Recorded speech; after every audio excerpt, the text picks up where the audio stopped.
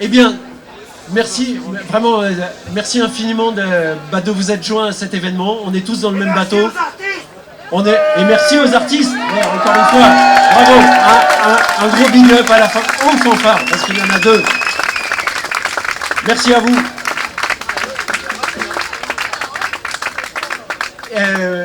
Merci à tout le monde d'avoir bravé la pluie et les éléments, sachant que bon, on est tous quand même un peu paysans et on aime bien la pluie, hein. On râle, mais on aime bien ça quand même. Voilà, donc on va faire il y a une dizaine d'intervenants qui vont faire des prises de parole courtes.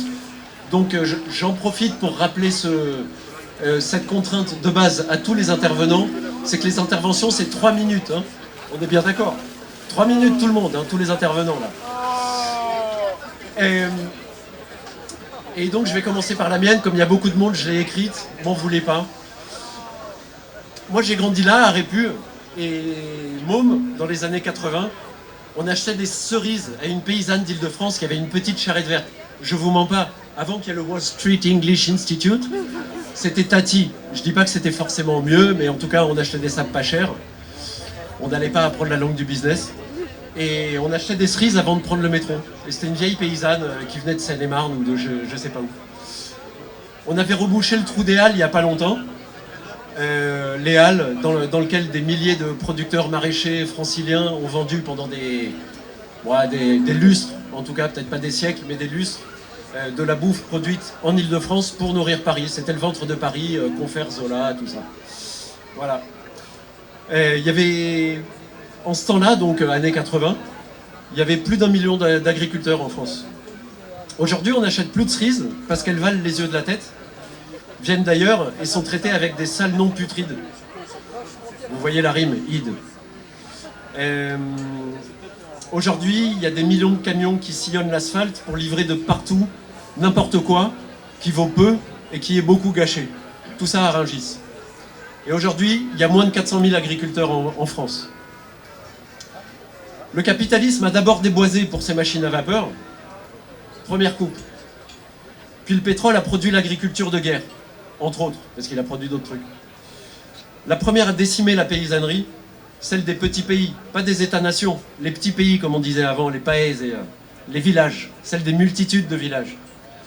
Le capitalisme industriel, dans sa soi-disant rationalité économique, entendez sa déraison mortifère, son impitoyable fuite en avant de compétition, d'une espèce sur les autres, d'un pays sur l'autre, d'un continent sur les autres, d'un voisin sur l'autre.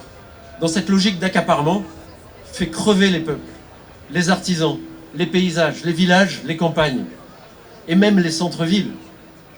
C'est un processus de mort. La grande bascule numérique, la robotique, la génétique, pour promesse de l'agriculture de demain, sans paysannes et sans paysans, on n'en veut pas. Car il en reste des paysans. Il en reste, on est là. Il y en a là, il y en a là, il y en a là. Et dans la Via Campesina, c'est une organisation internationale à laquelle la Confédération paysanne appartient et qu'elle a cofondée. C'est le plus grand organisme du monde, c'est le plus grand syndicat du monde. Nous sommes 200 millions. Voilà. Via Campesina. Dans 198 pays, je crois. Allez voir le site, c'est plus précis. Et en France, malgré le grand plan social qui a décimé les campagnes, on pousse. Et ça repousse aussi. Il y en a même qui sortent des villes. L'agriculture que nous portons est source et fruit de la vie. Pour celles et ceux qui en vivent, qui s'en nourrissent, pour l'écosystème avec qui on s'associe, dans nos champs, nos jardins, nos pâtures, nos entrailles et nos sols fertiles. Et contrairement à ce que d'aucuns disent, il n'y a pas de place pour toutes les pratiques. L'agriculture de guerre rend stérile et débile. On ne cohabite pas avec des prédateurs qui accaparent et empoisonnent l'eau, la terre, la mer, et réchauffent l'air et nous étouffent. Des escrocs qui s'approprient les gènes et brevettent le vivant. Pas plus qu'on ne peut faire affaire avec la rapacité du profit sans limite ni régulation, et la finance qui le sang suce. On s'en protège, on les combat, on s'en débarrasse. Les travailleurs et travailleuses de la terre doivent pouvoir vivre de leur propre labeur. Il va falloir maintenant virer les McDo et les McKinsey, les plateformes et les hyper pour faire revenir les marchandes de cerises et remettre des haies pour que les abeilles bzzz et laisser s'installer des paysannes et des paysans pour faire vivre le monde.